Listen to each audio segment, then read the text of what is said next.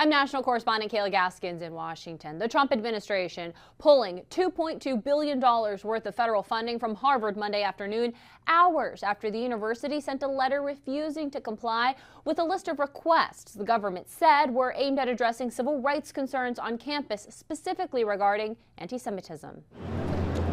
The tug of war between America's elite universities and the White House escalating. All the president is asking, don't break federal law, and then you can have your federal funding. And we certainly should not be funding a place where such grave anti-Semitism exists. Among the demands the White House asked for and Harvard refused to agree to were leadership reforms to increase the power of senior leadership and tenured professors and reduce the power of students and untenured faculty.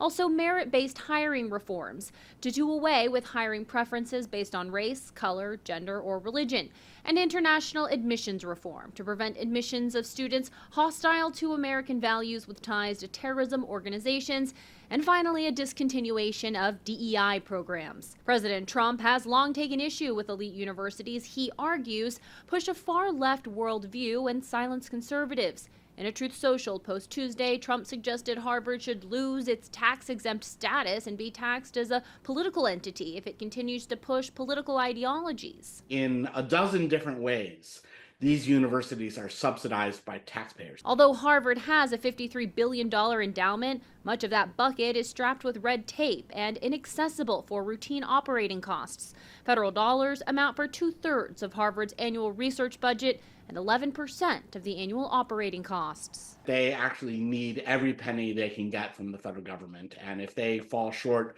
by several $100 million or even a couple $1 billion, then they're going to have a very hard time making ends meet.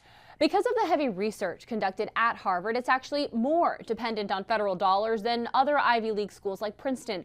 Harvard's leadership is already exploring ways to make up for a massive loss of federal funds. Experts say, though, it will take a total restructuring of operations.